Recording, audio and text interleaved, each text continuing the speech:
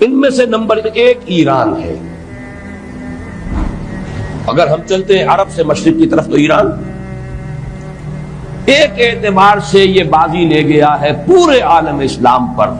پورے عالم اسلام میں یہ واحد مسلمان ملک ہے جس نے بہرحال اپنی شریعت اپنے عقائد کے مطابق ایک مذہبی انقلاب برپا کیا. اور پورے عالم اسلام میں مذہبی سطح پر حکومت کی سطح پر فنڈامنٹلسٹ صرف ایک ملک ہے کہ اس پہلو سے ایران ان کا ٹارگٹ ہے، ٹارگٹ نمبر 1 ایک خاص اعتبار سے.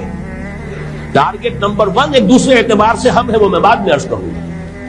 چونکہ حکومت کی سطح پر فنڈامنٹلزم ہے اور وہ آیا ہے ایک عوامی انقلاب کے نتیجے میں، پھر ان کے پاس تیل کی دولت ہے، اس کے خلاف اکنامک سینکشنز بھی ہو جائیں تو اگر لیبیا کھڑا ہو سکتا ہے تو بہرحال وہ بھی کھڑا ہو سکتا ہے.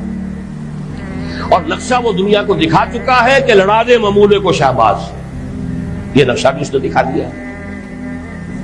یہ ہے ایران کا معاملہ. نمبر 2 پاکستان. پاکستان 400 برس کی تجدیدی مساعی کا امین ہے، امانت دار.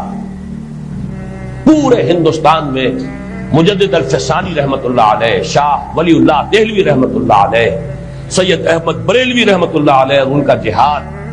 پھر اس 20ویں صدی عیسوی میں یا 14ویں صدی ہجری میں علامہ اقبال جیسا مفکر، مولانا مودودی جیسا مصنف، مولانا الیاس جیسا مبلغ، شیخ الہند جیسا مجاہد حریت.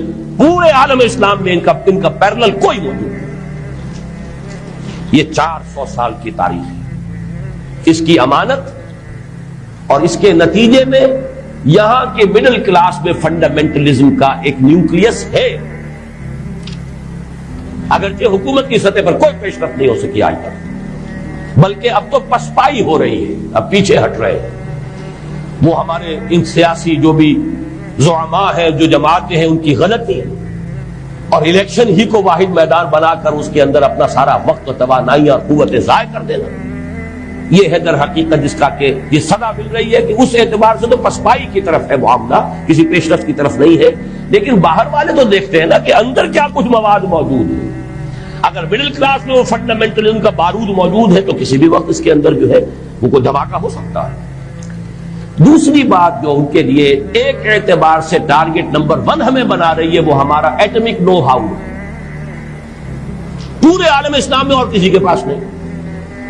اسلامی بم اگر بنے گا تو یہی بنے گا.